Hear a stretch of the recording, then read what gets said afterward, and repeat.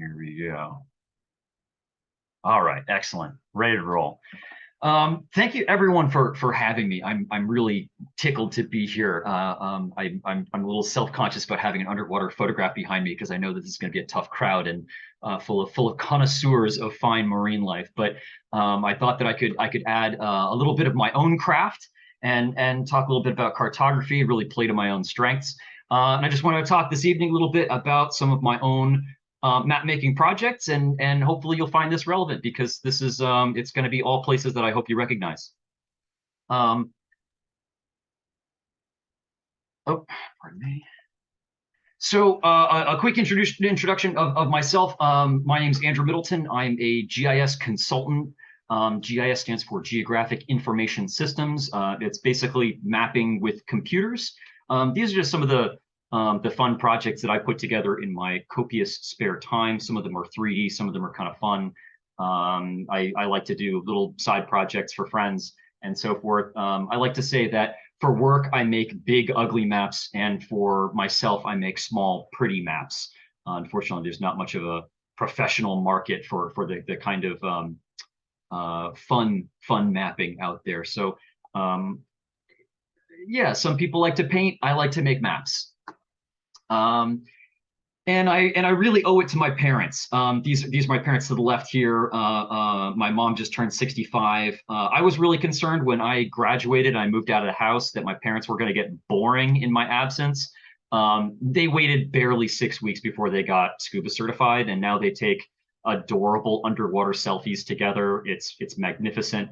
I've been buying their secondhand equipment for a few years now, and they finally twisted my arm to get certified myself in 2016. And of course, as soon as I got down there, I thought, well, this is fantastic. Where are the maps? And you know, this is a picture of Point Lobos. Well, this is Bluefish Cove.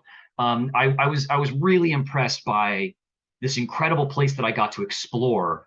But it's really hard to explore a place that you can't see all in one view. I mean, the limitations of the underwater environment, you know, is that on a very, very good day, you get, you know, 60, maybe 80 feet of visibility. And you can't really absorb a sweeping vista like you can at the Grand Canyon. It's a very different way of exploring the world, you know, piece by piece, just by what's in your immediate surroundings. And that's been true for a really long time. Is it's the ability that we've had to map and explore the underwater world has been limited and really labor intensive. This is a cool map from the late 1700s. This is like the early Spanish mission era. This is, you know, you can sort of see here. This is the Monterey Peninsula. Cannery Row is over here, and you can see here in the bay, there are all these numbers. Those are soundings. That was tying a piece of lead to a rope and tossing it overboard, and then counting how many fathoms off the bottom it is. So every single one of those points is a huge amount of effort to get a very small, you know, piece of understanding of a very large ecosystem. I'll zoom in a little bit more. This is Monastery Beach from that same map. You can see over here they didn't even bother to get soundings. Of course, we know now that this is the Carmel Trench, and they probably would have had to be hauling up that rope for a long time because the water is, you know, over 1,000 feet deep in some places.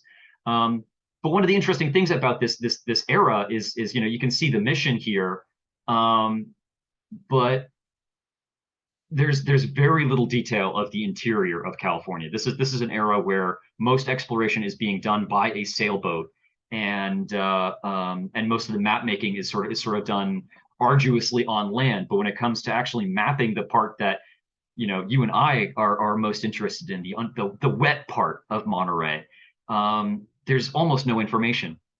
These little X's here are just rocks that a sailor should stay away from, lest the boat run aground. This is a dangerous place to be in a sailboat. Most of these early maps were done from as far offshore as possible, to avoid, you know, getting too close in. This map is from the 1930s. This is from when the land was donated to the state of California. This is Point Lobos, where it was incorporated into the state park system. I love this information here on the bottom here. The land is granted as a gift for the price of $600,000. I love, the idea of scrounging around my sofa cushions for change to scrape together $600,000. You can buy Point Lobos State Park. But again, like this is survey grade mapping, but it's all terrestrial. There's no underwater mapping here whatsoever. Here's Carmel Cove up here. One of the interesting things about this map, again published in 1932, is that it was actually published by the grandson of Frederick Law Olmsted, who's the landscape architect who designed Central Park in New York City, among many other famous late 19th century public civic spaces.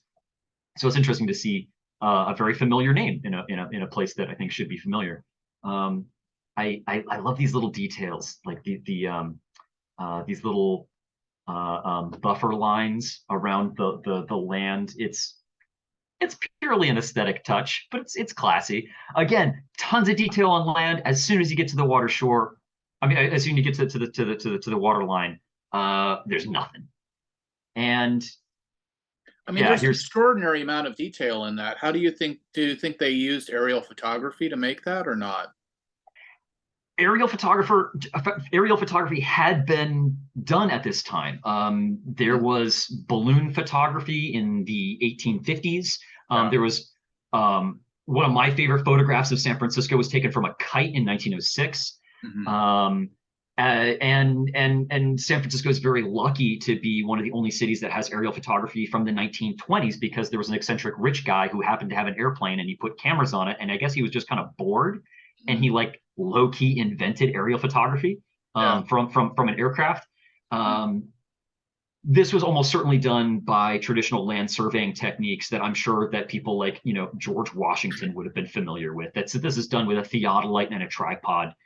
It's really old school. It used some more sophisticated measurement techniques, but to be perfectly honest, I think most ancient Egyptians would probably be pretty aware of the math involved.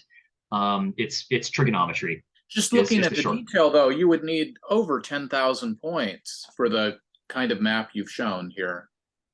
If it's accurate, that's right. But as we'll sort of discuss a little bit later, a lot of cartography is measuring points and then filling the gap in between with a nice smooth line so it looks like you measured everything in between. So maybe I can't speak to it, but I do know that it holds up very nicely.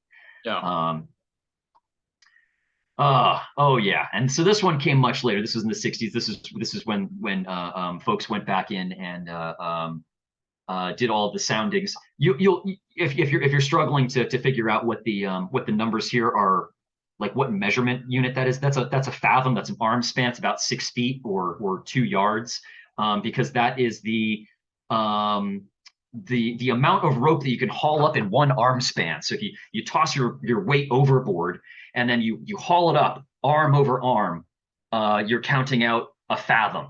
And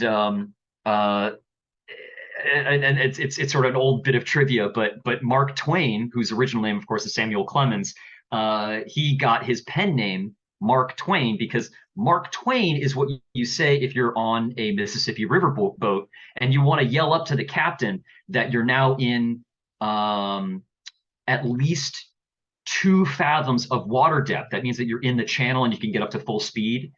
There was a guy on one of these boats whose job it was to drop a lead overboard and then measure it. And so to cut something in twain, to cut it in 2.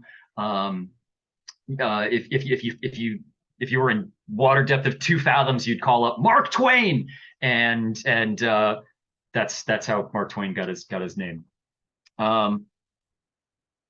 And these same fathoms, these same notes are in NOAA charts that are still used today. It's amazing. Some of these NOAA charts are from like the 60s and 70s, but they're still being edited and updated and kept going. And if you download this to your fish finder or something like that, you'll still see stuff in this sort of antiquated depth measuring system. And we can still see that, you know, the points, the measured points are pretty far apart. This is not very high resolution. This is very, it's reliable. We feel good about it. It's accurate, but it's not very precise. Now we can get into some really cool artistic renderings. This is a really great map of Point Lobos and Carmel and the Carmel Trench by a really cool artist. His name is Tao Ro Alpha. It's his real name. He was at the University of Nebraska for a really long time and was just cranking out these gorgeous maps. This one's from 1981. One of the things that I think is really cool about this artist is that, you know, he's taking these very limited data sets, these spaced apart soundings, and he's connecting the dots to make something that looks 3D. And I mean, this is old school and analog and real geology, but also artistry. I really respect his work, and I'm really glad that I don't have to do that way. I have some different techniques. Now, not to poke fun at anyone, but the maps that are available through Point Lobos State Park, they're way less detailed. You know, when I was really eager to find some maps of these places that I loved, I really didn't find much for diving. I saw stuff like this, and you know, I also saw stuff in Bruce Watkins's book that's mostly like hand drawn, and it's really great information. It represents a lot of experience and expertise, but it's not designed. It's not particularly thorough. It's not particularly precise. It tells a story though, and it tells it well. But I just wanted more, and when I got more, I didn't like seeing more. You know, while I'm making enemies here, you know, Franco maps are in every dive shop around the world. Like, I love their market penetration. God bless them. But like, as a cartographer, as someone who's like really invested in map making, there's a lot there's a lot more that I want here. You know, this just kind of tells you where to get in the water, but it doesn't tell you what to do when you get there. It doesn't really have information about parking. It doesn't have information about what the wildlife are, what the risks are, what the hazards are. Is there a water tap? Is there a fresh water tap? Is there a bathroom? Like, I just wanted more. And this was like putting tons of information in a place without like making it easy for me to consume. And on top, you know, this felt like a good placemat. This seems like something I would frame, but not something I would take with me on an adventure. And I wanted to go on adventures. I'm still new to this. I've only been diving since 2016. So I wanted more. And fortunately, some people have been working to give it to me. So sonar scanning has been around for a really long time. It's been around since about the 1930s and 1940s.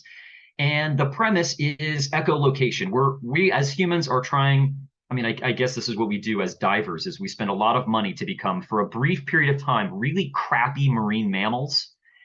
Well, sonar is spending lots and lots of money to be a really crappy bat or a really crappy dolphin. And what those animals are really good at is, you know, they're sending out clicks, they're sending out sounds, and they're listening to the echoes. And we have really big boats with sonar devices on it that's pinging really loud sounds. Those echoes are hitting the environment. They're creating an echo, and for the same way that I can tell when I'm on a business call and someone is in their bathroom because of the echoes, I can tell a lot about the sea floor by how these pings are coming back to a receiver, by how they're bouncing off of the environment. And all of that data comes back looking like a digital photograph. Digital photographs are made up of zillions of little pixels. Each pixel represents a color. That color is encoded with a particular number that the computer is able to translate into a complete photograph. Well, with sonar, we're doing the exact same thing, only instead of encoding a color, we're encoding a depth, which each of those pixels. So I can make a 3D model out of something even if I have a two-dimensional image, because each pixel on the two-dimensional image represents a three-dimensional location. There's some really cool stuff you can do with that 3D information. This is a fun app. Like, I have nothing to do with it. I'm just shouting it out because I think it's cool. You can check it out. It's called Explore Dive into Point Lobos. You can put it on your phone, and you can hold up your phone, and it's sort of an augmented reality thing where it projects a 3D model of the marine environment onto your kitchen table or your living room floor. And it's a really cool way to explore a habitat without even getting wet. Really cool technology. They're using that sonar data that's already been collected. But notice something here. There's really great data about. Oh, here we go. There's really great data about the bottom of the ocean offshore, but you can see it kind of disappears when you get closer to shore. And the reason for that is because if you want precise sonar imagery, you need a big sonar unit. And if you have a big sonar unit, it means you have a big boat to carry it all. And if you have a big boat, you really don't want to take it close to shore and bring it to the kinds of places that I am most interested in mapping. Shallows, places near cool rocks, places with currents, places with swell. If you're a good boat captain, you're going to stay the hell away from those places. And so there is a gap in sonar imagery of precisely the places that I'm most eager to get a look at. Intro, Dr. Rick Kvitek. This is a picture of Dr. Rick Kvitek at work, demonstrating that he is in a much more interesting line of work than I am. He is the former head of the CSUMB seafloor mapping lab, and he solved this problem of this nearshore gap by putting his sonar unit on a jet ski and then putting a fan boat power fan on the back from the Everglades. They actually shipped this from, I think, somewhere on the Gulf Coast, and made this Franken boat. And he's able to zip right over the kelp. He doesn't have to worry about prop entanglement, and he can get right into the shallows of just like a few inches. He can get really close to that stuff that I really want to see. And frankly, he looks like he's having a lot of fun doing it. So I called him up and I got permission to use a lot of the data that he surveyed. You can see on the right, this is he calls it the kelp fly system. He was able to create some really cool, funky maps, just with like a standard sort of like rainbow elevation model palette. It's very utilitarian. It gets the job done. But we're still missing some information about where the good points of interest are. We're getting closer to a map that I'd want to make. I want to shout out Gary Banta. He's a member of Bowie. He put together this really cool map using it's sort of a mosaic of different data sets, but all of it was collected by the Seafloor Mapping Lab. Bowie, I think, sponsored one of the surveys for the more inshore stuff. But man, this is miles above what we had even 20 years ago. This is a real innovation here. We're getting closer to something that I would feel really good about owning or even framing in my house. This is the Bowie crew. They're the ones responsible for that really cool cement block 3D model of Point Lobos. I do want to bring your attention to some things, though. Look at these flat areas.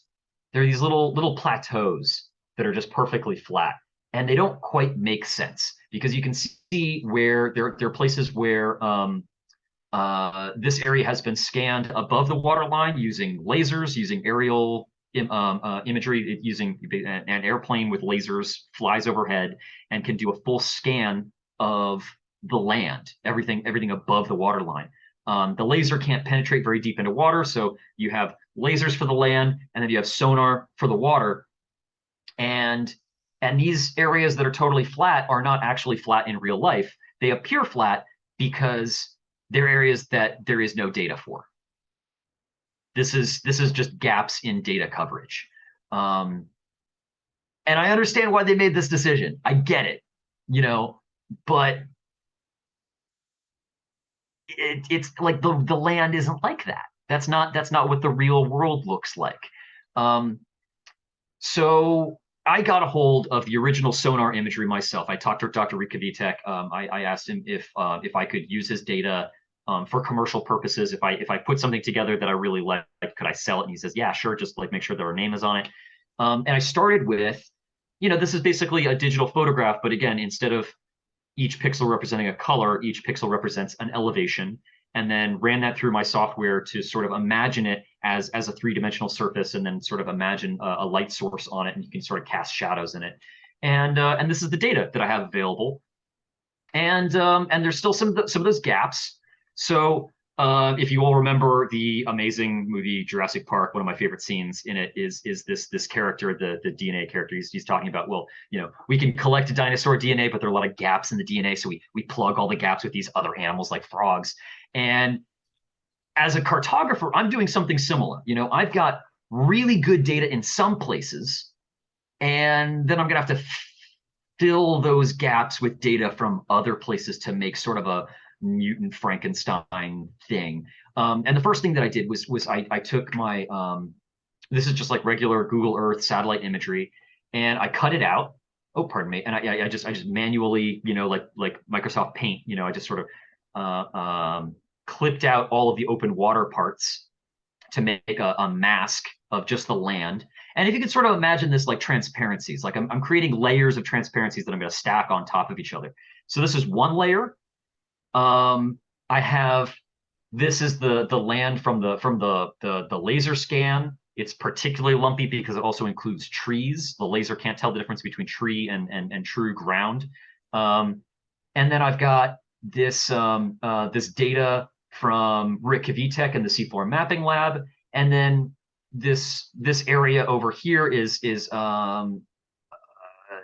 sort of smooth because it's I'm sort of patching this data with some lower resolution data of just like the whole Earth surface. So it's large extent, it's poor detail, but I'm sort of patching the holes with what I've got. It looks an awful lot like bad sewing. Could they not do sonar because it was too shallow? Yeah, so this area of really high detail is all sonar, and this area here is not done with sonar because it's either too shallow or it was not included in this particular survey. It's labor intensive and it costs a lot to do. So maybe in the future we'll get another crack at it. So this is what it looks like with the land mask, the satellite imagery, layered on top of the laser, on top of the sonar, on top of the filling in the gaps with the lower resolution stuff. We're getting closer. It looks a bit better. Except I'm noticing there's some pesky little parts in here. I'm starting to get really detail oriented. There are these little spots where it doesn't quite make sense. I know that there are places that there are islands. But on the map, it looks perfectly smooth. Or at least in the case of some of these islands, it looks like the island is hovering above like a flat surface. And there are other areas where I have two data sets that where they join together, there's like a seam, and I know that this ridge does not exist in real life. This is an artifact of the way that the computer is putting the data together. So this is the part where I want to take a hard left turn, and I want to talk a little bit about one of my heroes. This is Dr. Marie Tharp. She was a geologist in the mid 20th century. She was really big in like the 40s through the 70s, I guess. And man, is this not the best like end of the week energy right here? I love this picture. She's so done with our shit. But one of the things that she was really interested in working on was transatlantic cable laying. So human beings have been laying these giant cables over the ocean since like the 1860s. Like the earliest one was between New York and London in like 1868 or something like that. And we've been doing it ever since to varying degrees of success. And like the first telegraph line only lasted a few years. It was broken somewhere out in the ocean, and one day you're sending dots and dashes to the other side of the pond, and the next day the line is broken and you don't get anything. And there's not really a whole lot. There wasn't any way that you could go out and inspect the line. All of a sudden, like the line would just be broken, and no one knows why. So this is in the 1940s, 1950s.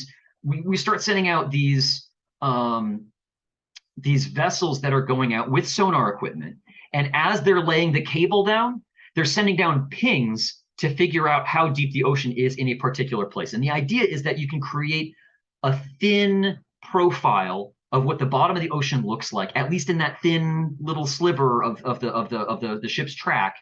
And you can find out if there is like a steep drop off or a mountain or a valley, because it turns out that if you lay this cable over a submarine canyon or like a cliff, there are periodic underwater landslides that can bury or destroy a cable. So there's a lot of commercial industrial interest in mapping the seafloor, at least insofar as it relates to these seafloor cables. So this map, what era is this? This is like early 20th century. But they added this nice little seafloor profile here underneath, which I just think is really cool. That's sort of the true profile of the seafloor. And what Marie Tharp was doing, because in the 50s, she was a geologist. She was trained as a geologist, but they wouldn't let her on the boat because there wasn't a men's and women's room on the boat. Among other reasons, it was a deeply sexist time. They didn't think that ladies belonged on scientific research vessels, and she was stuck at home essentially. Her husband was on these vessels, and he would bring back all the data, and she would arrange it, and she would create these profiles of the seafloor, and you can see that she's modified the scale a little bit so it looks a little bit more condensed. But one thing that she noticed is that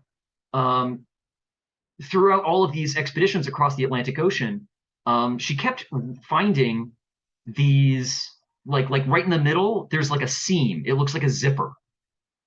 And she said, I'm not saying this is true, but just saying, this is if this were a meeting between two tectonic plates, this is what it would look like if those European scientists are true, and that the Earth's landmass is actually broken up into these giant continents that are sort of floating on a sea of magma under the Earth's surface. This is what the seam between those tectonic plates would look like. And of course, initially she was sort of laughed off again in the United States. By this time, like European scientists were like pretty on board that tectonic theory was a thing. They learned that from Alfred Wegener, but to be honest, a lot of people didn't believe him because it was during World War I and he was in a POW camp when he came up with this idea, and he was on a lot of painkillers, so he wasn't really like a credible scientific advocate. So anyway, 40 years later, Marie Tharp is going through this data. She's processing all of it, and she's seeing that that there are these underwater mountains, and they are connected in these long ridges that go through the middle of the ocean. And one thing that I think is magnificent about her work is that even though she's kind of a stodgy professional geologist, she hires an artist. And in particular, she hires an Austrian, because the Austrians have been making maps of the Alps for a very long time. And the Austrians and the Swiss are very, very good at drawing terrain. They're good at drawing steep slopes, and they're good at drawing mountains. And she hired this Austrian guy, to follow her data. She gave him the instructions, and she said, this is the data that I have. It's not very little. We've explored a tiny, tiny, tiny, tiny part of the ocean, but I want you to extrapolate. And I want you to fill in all of those gaps and imagine what the whole Earth looks like from the data that I give you. And this is one of the most famous maps of the 20th century. This is the map that's widely regarded as the one that finally convinced the American geological community to accept that tectonic plate theory is almost certainly accurate. And she actually took this map and aligned it with a map of earthquakes around the world. And she found out that the earthquakes were lining almost perfectly with these mid-ocean mountains that she had discovered from this data. So I want to emphasize here that none of these mountains actually exists. None of these mountains have peaks or named summits, because the range exists, but the individual mountains do not. The individual mountains are a figment of a professional's imagination. And she's right that these mountain ranges do exist where they appear in her maps. But in order to make something that is more true or closer to reality, she had to move beyond the data set that she actually had to show something a little bit more sophisticated. As a cartographer, this makes me uncomfortable. You know, you want to show something that's closer to reality, because if you showed it totally flat, I mean, that's not true either. But what's an appropriate thing to make up? I think as long as you're being honest about what's made up and what isn't, I think this is a wonderful way to explain to people how lumpy and weird and irregular the Earth's surface actually is. So I kind of took a little bit of a inspiration from Marie Tharp, and you know, even when we're talking about what is the shape of the shoreline, there's this famous paradox that if you zoom in farther and farther and farther, the shoreline gets infinitely more complex. At a certain point, you have to say a certain amount of detail is enough, and at a certain point, you have to generalize. You're not going to draw every single nook and cranny of the shoreline. You have to zoom out to a certain amount, and you have to make an executive decision, an artistic decision about what is an appropriate way of displaying what could be very rigorously and scientifically derived data. So this is how I did it. This is a very boring photograph. This is a screen cap from some of my work. You can see that there's some really harsh gradients in some of these pixels where those ridges were occurring, and I just used the airbrush tool in Photoshop essentially, and I just kind of buffed them out. And as a result, my final map looks a lot smoother. And I gave these little islands over here a nice little cone to support them, because I know that they're not existing on a flat surface. I don't know how steep it is, but I know that this is probably a lot more accurate and a lot closer to reality than simply leaving it blank. So this is sort of my hat tip to Marie Tharp and filling in the gaps that I've got here.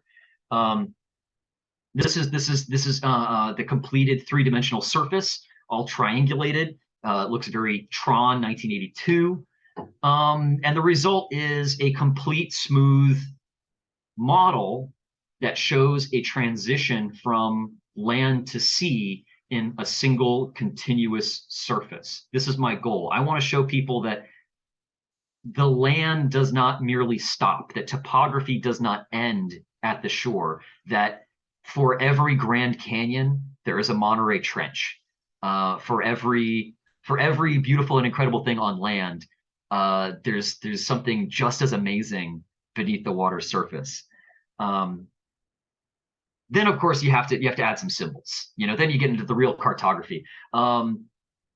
I added some symbols like you know, no fishing, no spear fishing, and no shellfish collecting.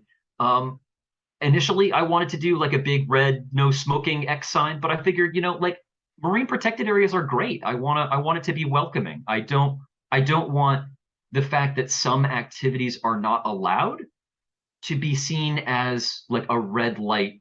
I think that protecting places and forbidding some activities should make it more welcoming for everyone else who does the kind of thing like, you know, looking at the environment, appreciating the environment, taking pictures of the environment. So even though these particular activities are forbidden, you know, I still wanted it to be green. I still want it to be inviting. I don't want something as important and beautiful as a marine protected area to be dotted with all of these imposing red X's.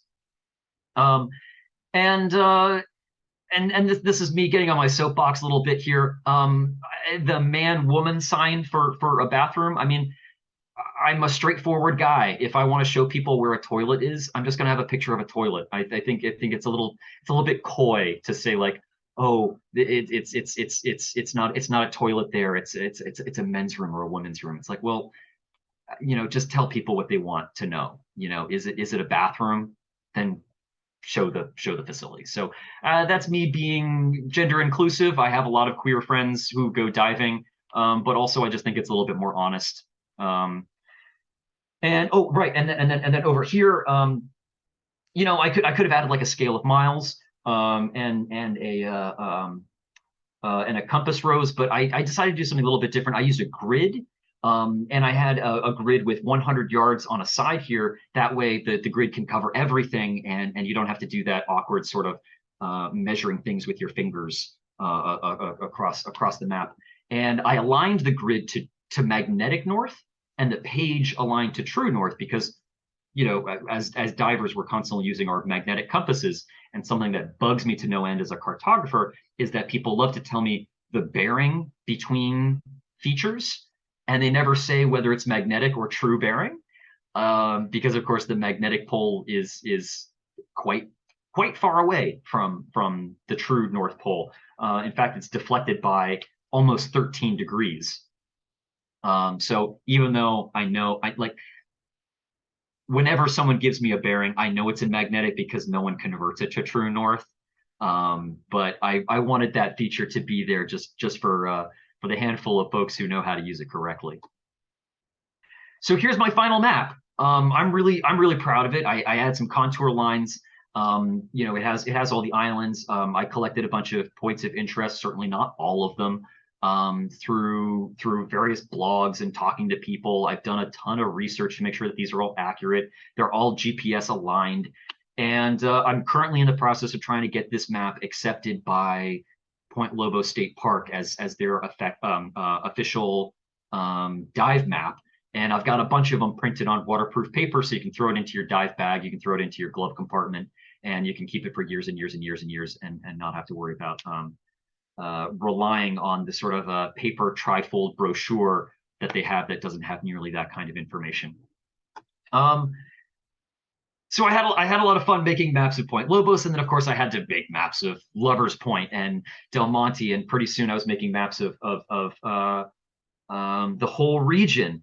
And I found out that it was actually a lot easier to upload some of these to this really cool app. This is another app that I have nothing to do with.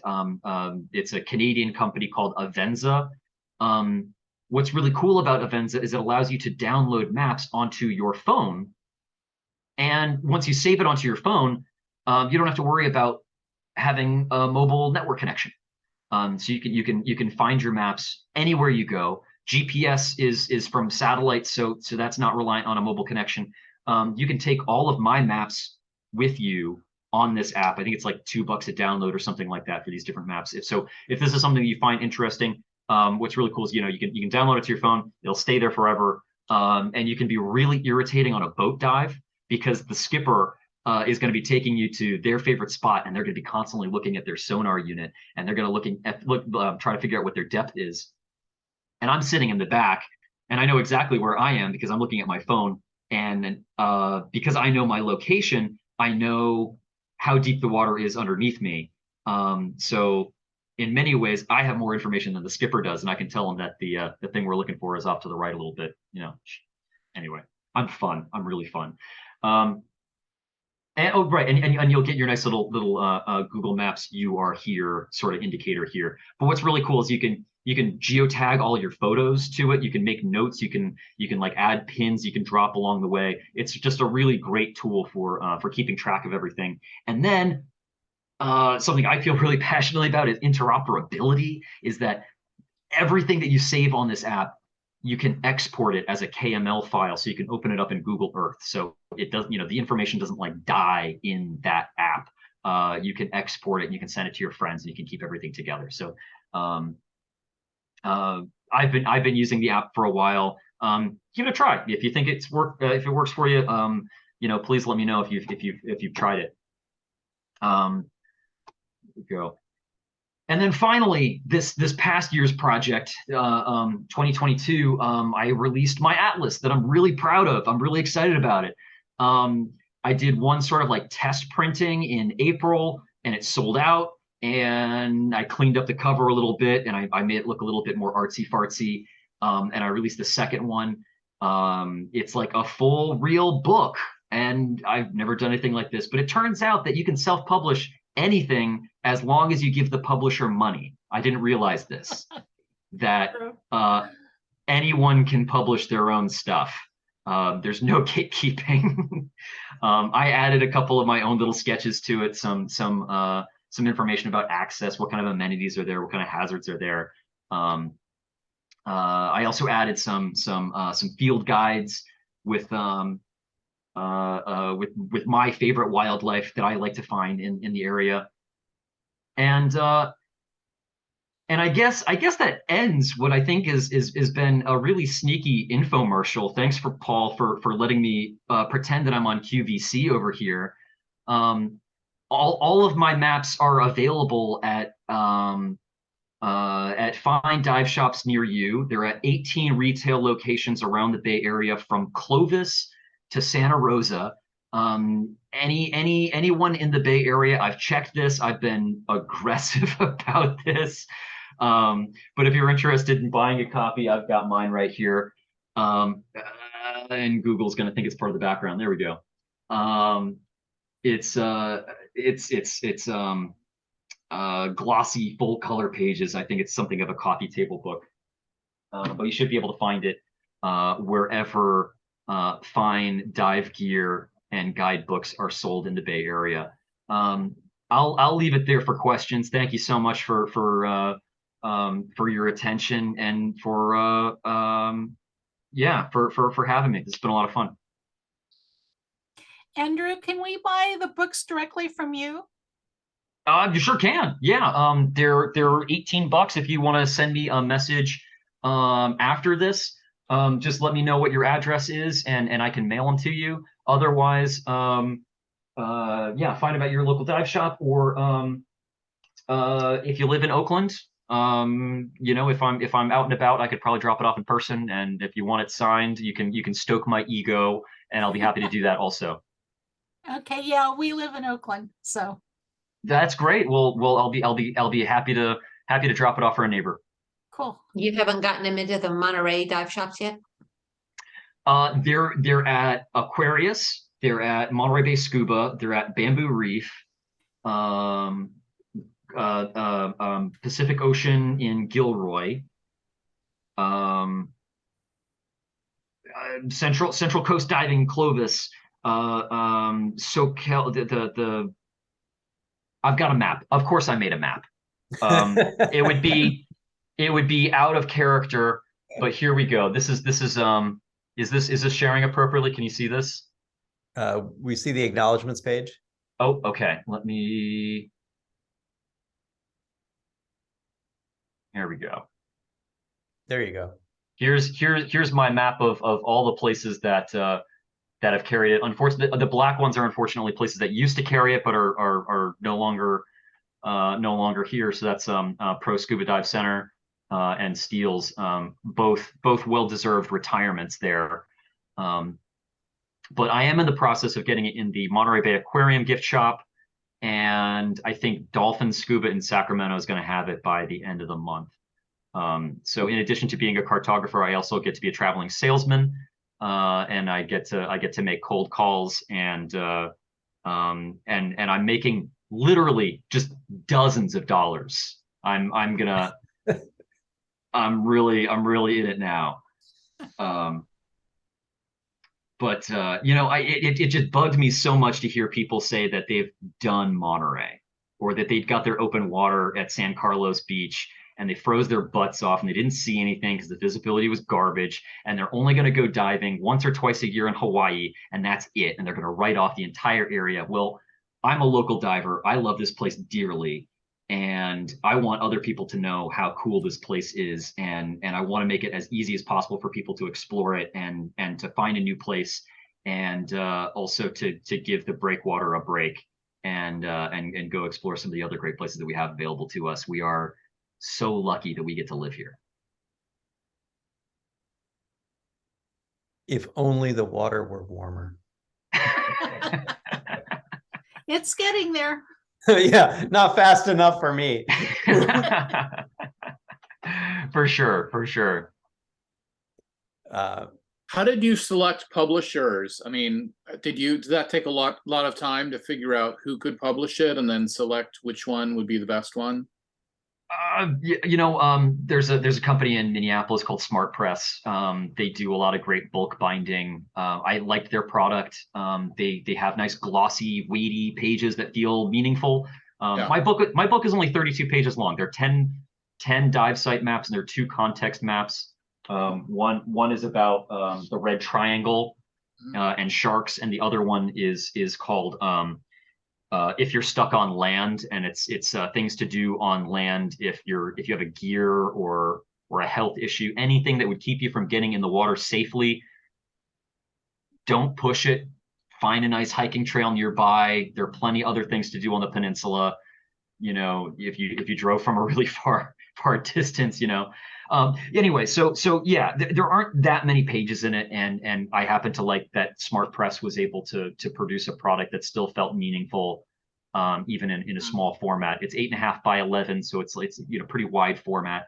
I'm sure that there's some local folks that might do it, but getting it done in bulk is just so much cheaper. Yeah. And it made me feel better about splurging for a little higher quality. So yeah. One day I've been talking to Bruce Watkins. He's been talking about republishing his classic, and I was sort of like, if you want to redo this one, maybe you should add some maps to it. And he was sort of like, ooh, that's kind of a fun idea. So perhaps one day we'll put together a coffee table book or something a little bit more substantial. But for now it's just it looks like a beefy magazine, maybe like an interior design booklet that you might find in the waiting room of like a nice design firm. Yeah. You might want to talk to Steve Rosenberg too, in case he republishes his Monterey. Oh, what a great recommendation. I'm currently working on. I don't think there's enough information about the North Coast to be warranting an entire book, but I'm thinking about some long, like wide format, long skinny accordion folds.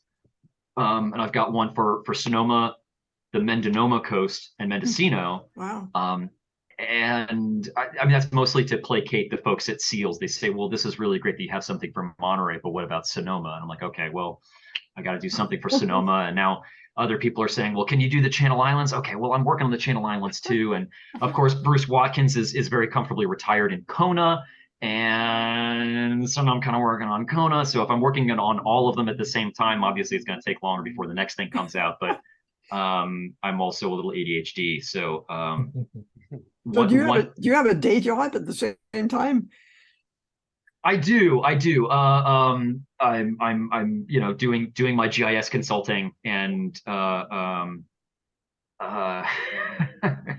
yeah, this is just a hobby that's thoroughly consumed me. I've been working on this stuff since 2016. It's only in the past year or so that I've gotten it out into the real world, and it just feels fantastic to get it off of my computer and into people's hands.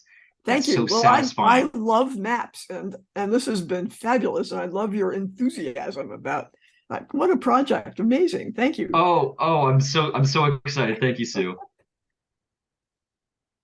So how did you render them? You imported the data into QGIS, and that gave you the initial rendering, and then you used Inkscape to draw other features on top, or is that right? Oh yeah. Let's get into the weeds. Okay.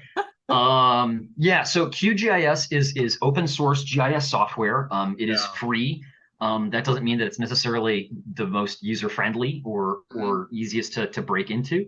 But I bring all of the layers into QGIS. I do a certain amount of formatting and coloring. label placement is a notoriously difficult problem to solve in cartography. It's something that really just has to get done manually. So when it comes to a lot of the details, like icons, symbols, text placement, all of that is done in Inkscape.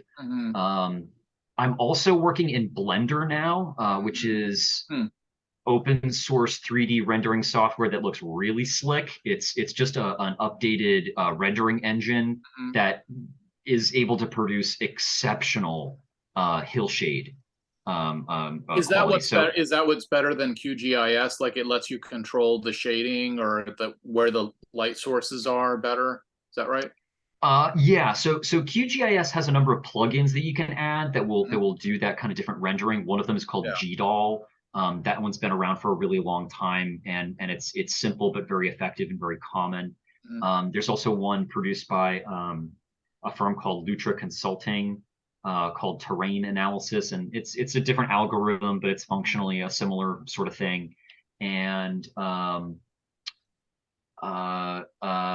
Blender is just a lot more sophisticated because part of the model is how light reflects off of an object.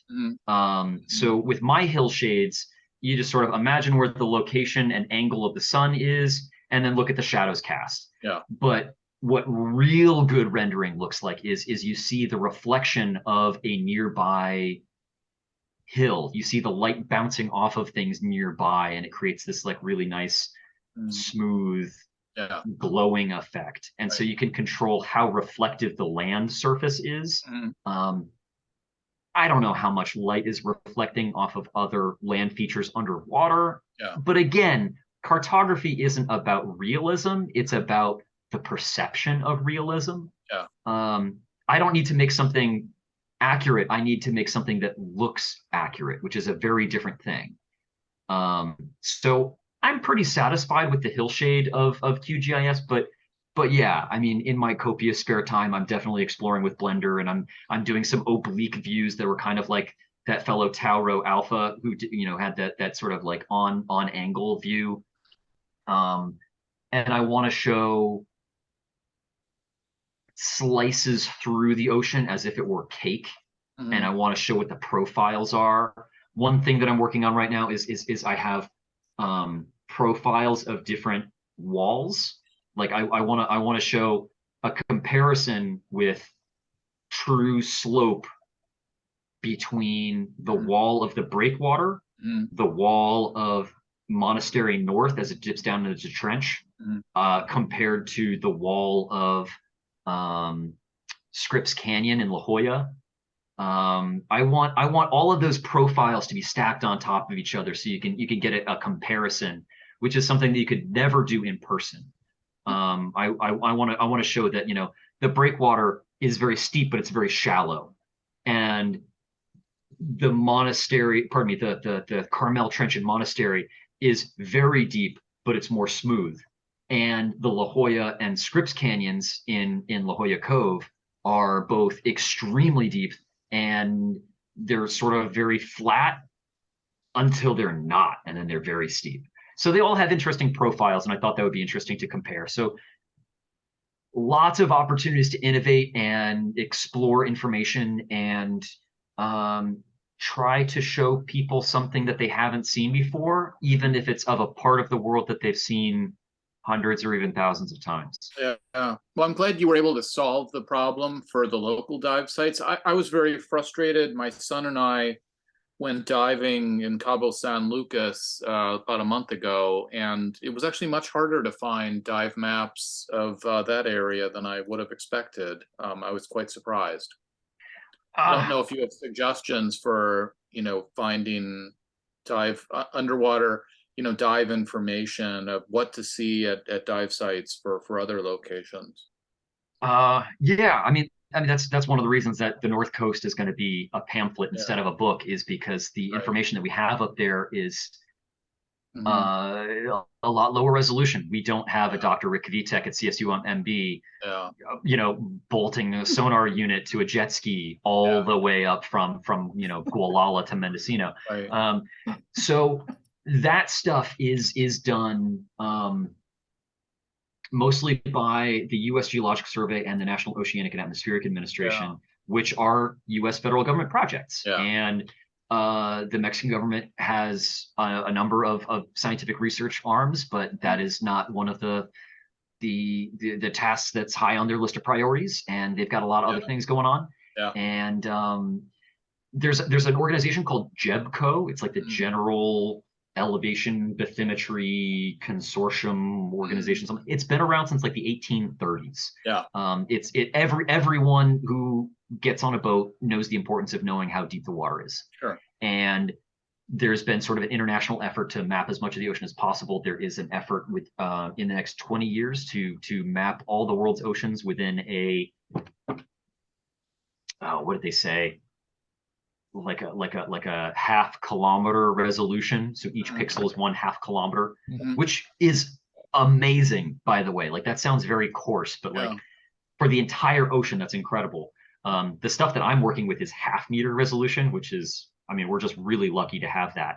But like 1/2 meter resolution does not exist in many places at all. Sure. I don't know what to tell you. I can do some more Googling for you, and I would certainly love to do some of that. I'd love to wipe Franco off the map, because I think the world deserves better maps, but also like they're the best ones in town because there's not a whole lot of data to provide an alternative. Right. So okay, thank you. While I'm rambling, there's a fun project that I worked on last year. A friend of mine wanted me to make maps of Maui like I made of them in Monterey. And I said, sure, I've never been to Maui. What are the top 5 dive sites that I need to include in Maui? And he says, well, obviously number 1 is Molokini Crater. You got to get me Molokini Crater. And I see some of you nodding already. So, I mean, it's a croissant shaped island. It's also completely off the map. NOAA has nothing. USGS has nothing. No one has needed to, because all they needed to do was mark that it's a hazard to navigation and just stay away from it. It's a seabird colony, and until 15 years ago, it had live munitions left over from war games from the U.S. Navy. So it had no commercial value other than ecotourism, and there was no need to have a full map. So I wanted my elevation and bathymetry data, and it didn't exist. And here I am several thousand miles away. What am I supposed to do? Well, I've been playing around with photogrammetry software that will allow you to turn still photographs of an object into a 3D model of that object. And I said, well, all I need is for one of these YouTube videos to have some slick drone footage that has video of every angle of the island, preferably in one pass at one time, so that all the shadows line up and are consistent. And I'll be able to make a 3D model. So I found a YouTube video from 10 years ago from a guy who just stuck his camera out the window of a helicopter on a helicopter tour. And I scraped that video. I downloaded that video from YouTube. I pulled still images from it. I constructed a 3D model of the island in my software, which is free, by the way, because we live in the future. And I georeferenced it so that it's the same, you know, it's located in space the way it should be. And I published it on I put it on Sketchfab, which is a 3D image hosting website, and I posted it to Twitter because I'm a millennial and that's how I get my affirmation. Right. And I got a direct message from NOAA, and they said, "Oh, you have the most comprehensive survey of Molokini Crater that's ever been collected. Can we have yours?" Whoa. And I said, "You know, I got this from a 10-year-old YouTube video, right?" And they said, it's better than what we've got. So that had no bathymetry data in it, right? It was just above water, right? That's right. Unfortunately, there's none of the good stuff. I need to actually go to Maui, which, you know, so unfortunate, but I volunteer. For you, we're buying tears for you. So I'll pass around the hat. If you want to buy me a sonar unit, I will be glad to do this indispensable service to the diving community. I'm a giver. What can I say? I think you should have NOAA pay for it. Yeah, I think so too. I think so too. They do have a LiDAR survey scan planned for the next 2 years. It's probably going to cost them about $500,000. They're going to fly over the island probably about 200 miles an hour. They're going to collect all of it and they're going to process it in about a week. But it's not high on their list of priorities. The nice thing about LiDAR is that the laser points in very, very clear water can penetrate water up to about 100 feet. So if they use the right data cleaning, like we might have an incredibly precise survey of the entire region in the next couple of years. Well, on the inside of the crater, you might be okay, but on the back wall, 100 feet's not going to get you very far. Right. You're limited by the turbidity and the clarity of the water, and unfortunately, a lot of this research. It's going to be clear. It's just going to be deeper than 100 feet. Right. Yeah. I mean, that's our problem with Monterey is that all of our LiDAR surveying bathymetry data, like all of that research is being done in the tropics because of water clarity issues. Lake Tahoe also has some laser scanning in it, but it's close to the shore. My suspicion is that if you have the research dollars to study this problem, you might as well do it in Fiji or the Caribbean. I think it's an aesthetic preference on the part of the researchers to get someone to pay you to hang out on a tropical island. There's almost no interest in applying this technology to Monterey. Like it doesn't exist. I've tried to do some photogrammetry underwater. There are some great people who are doing some photogrammetry scans. The mating Amtrax off Lover's Point has been 3D scanned using photogrammetry, so it's using cameras rather than lasers. It's just limited in range. It's really limited. So there are different tools for different jobs, and Monterey is a weird job, and no one is flocking to study it here. Unfortunately, everyone wants to spend their time researching in gin clear 80-degree. You can't hardly blame them, but it does mean that of all the research being done, there is sort of a hole in Monterey. Mm-hmm. Okay. So what does USGS say? USGS is mostly doing the terrestrial stuff. They're mostly doing the aerial surveying scans. They sort of they're a repository. Like you can go on the USGS website and you can pull data for free. They're not allowed to charge for it because you and I have already paid for it as American taxpayers. Like any publicly funded research has to be available to the public for free. The California Supreme Court upheld that. There's Santa Clara Valley Water District used publicly funded data and they were trying to charge for it. Anyway, it's available. It's out there. USGS is a repository for it. They don't have a huge collection of the underwater stuff. NOAA has most of that. It's still available. I was Limited. actually shocked when I was in Cabo that they didn't have good. This is right outside the harbor, and I thought there'd be really good nautical charts, and I was really surprised those didn't. If they exist, they didn't show up in my web searching. That is interesting and weird because most ports do get scanned with sonar periodically, especially since they silt up over time.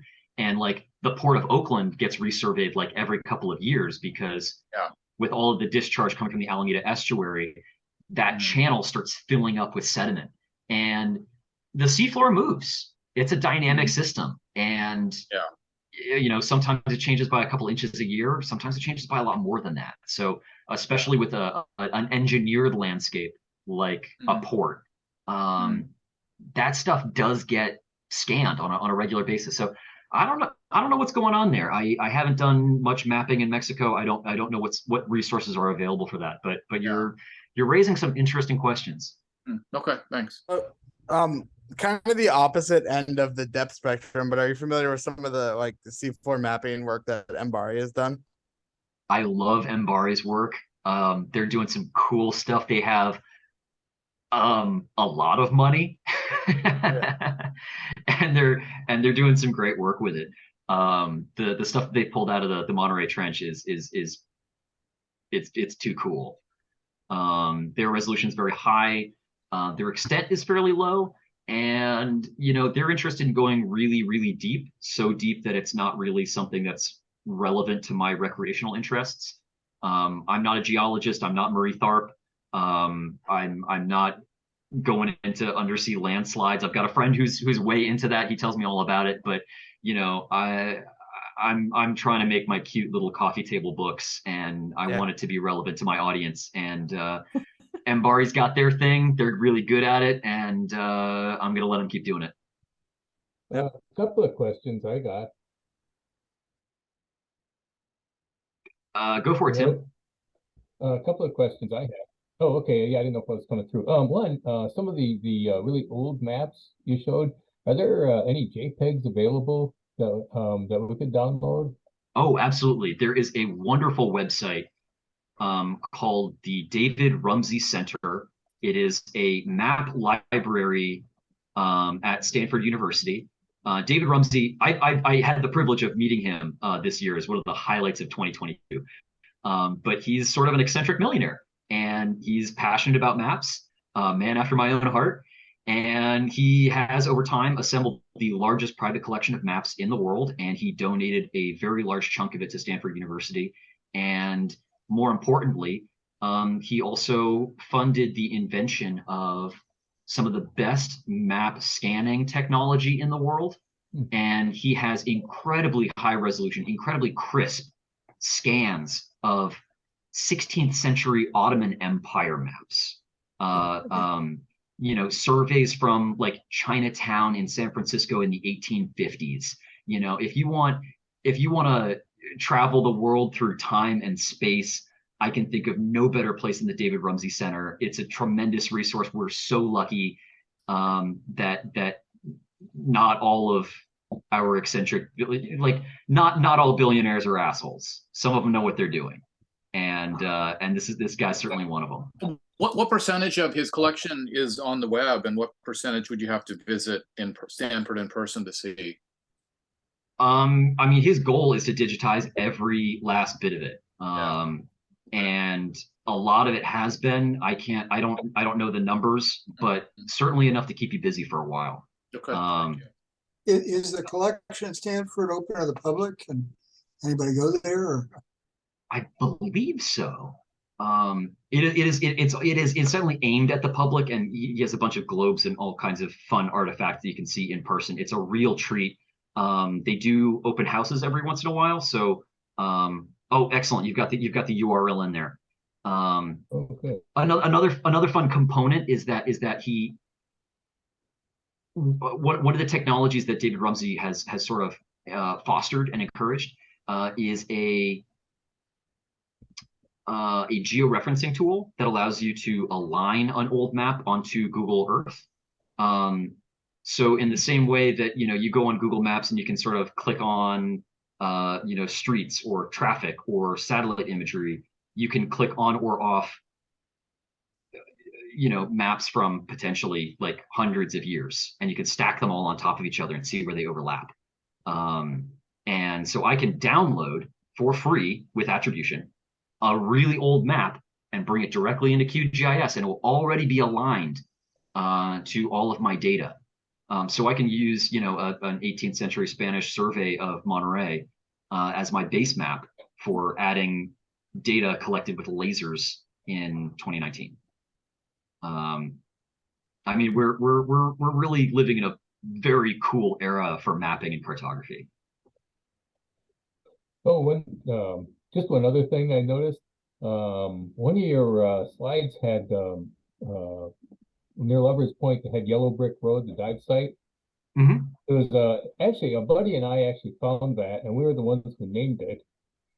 And then I told Mary Jo about it, so she started diving into it periodically, and so that's where it came from. But I kind of got a kick out of seeing Yellow Brick Road showing up now. I would love to include you in the next volume, as I'd love to give you credit for that. I'm just picking things up as they're floating through the community. I can't, I don't produce data. I'm a curator.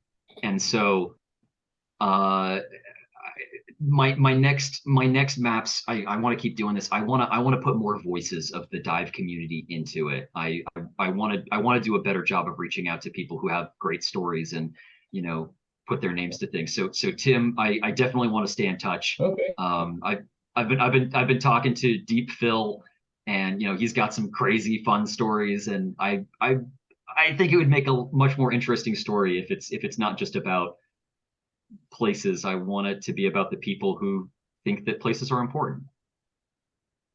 Well, I had to give Bruce Watkins grief on that because he made up some story about how it got about what it was named for. But the reason we called it that was there was a nice sand channel right next to the reef. And we dived it off a little inflatable, and we said, well, what should we call it? And we just said, oh, let's call it the Yellow Brick Road. And then, like I said, we liked it, and I gave Mary Jo the GPS, and so she started diving it periodically too, taking the boat out there. So so I got a kick out of seeing that turn up. Oh, I love that. I love that. Well, I can only add so many points of interest to each individual map before it gets busy and you know, so saturated that's not useful anymore. But I'm always eager to hear what people's favorite spots are, and if they've got a good story associated with it, all the better. Okay. Have a website where we can see portions of your book? Yeah. I've got a sort of a stale project called opendivesites.org, and it's sort of pitched as a Wikipedia for scuba diving. It's not very pretty. There are some maps in there already. Yeah, there are, you know, copies of a lot of my maps in there already, and they are, you know, you can download them, you can steal them. I don't love it. I'd rather you buy the book, but like, it's more important to me that I mean, I'm not Magellan. I didn't discover it. It's not mine. Well, where can I see your book? The book you can see in person at you know, any of those dive site location, any of those dive shop locations. You can see, you can follow my Instagram. I'm at let's see, Can I'm on. Can you put the view of that map of the locations up again? Yeah, sure thing.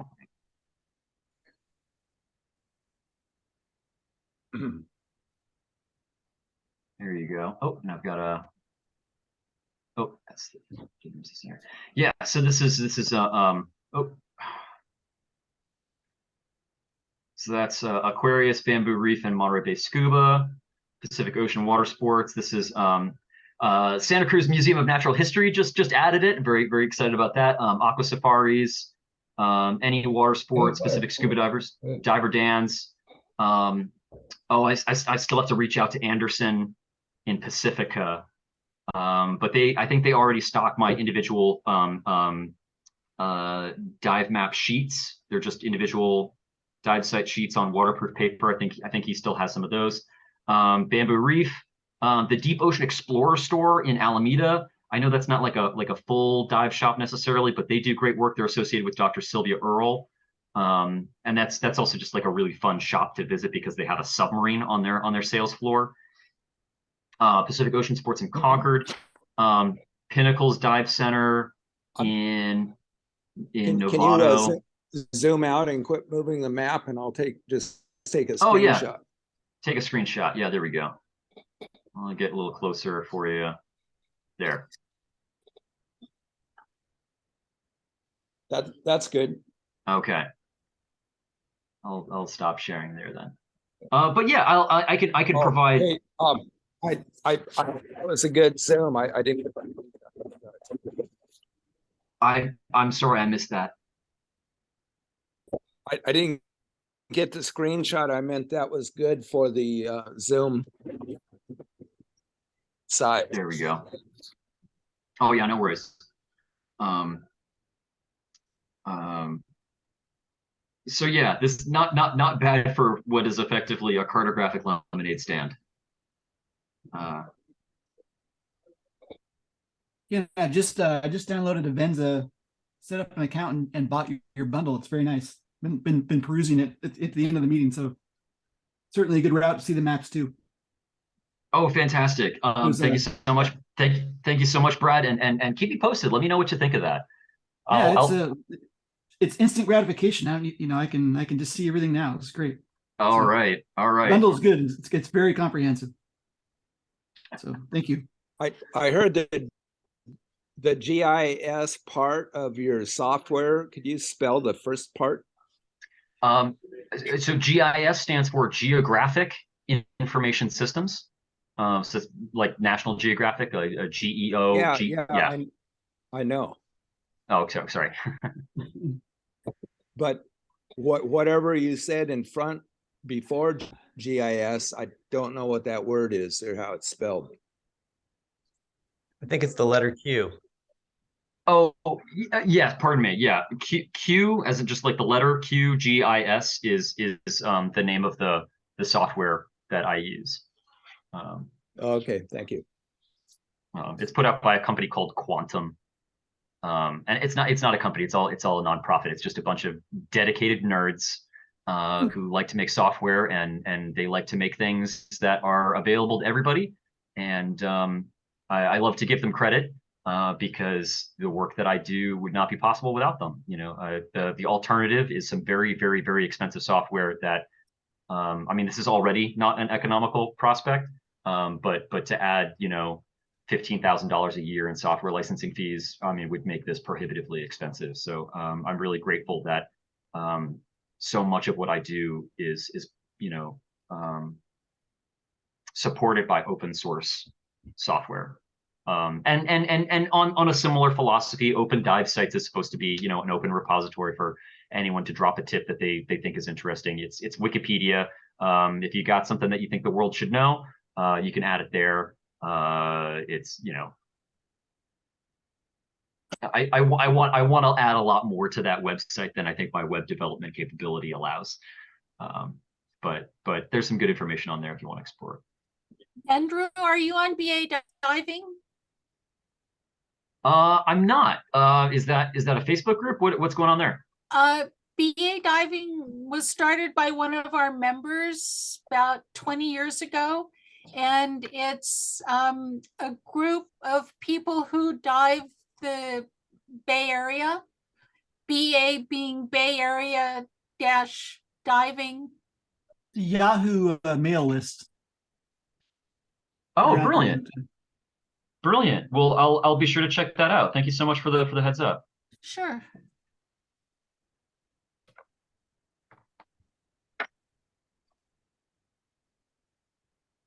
Well, Paul, I think you're muted. Thank you. Stupid user error. Are there more questions? Yeah, what's the name of that place in Alameda, the Nautical Museum? It wasn't on that last view of the map. Oh, it's the Deep Ocean Explorer store. And they're associated with Dr. Sylvia Earle's research organization. I think they do tours. It's in an old hangar building on the naval base, and it's a cool place to visit. They share a building with Sail Drone, which is another cool nautical organization. But I don't think they do tank fills. I don't think they're not like a full dive shop. They kind of have like branded gear and generally nautical sort of themed stuff. And I think you can also book a scuba diving tours through them. I think they do have a couple dive masters on site. David, they're on Webster Street.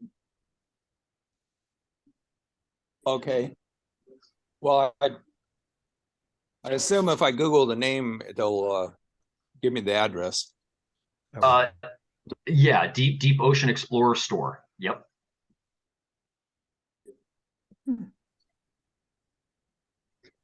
Great. Well, Andrew, thank you again for a very interesting presentation, and thanks for answering many questions. This was really terrific. One more time, a quick round of applause.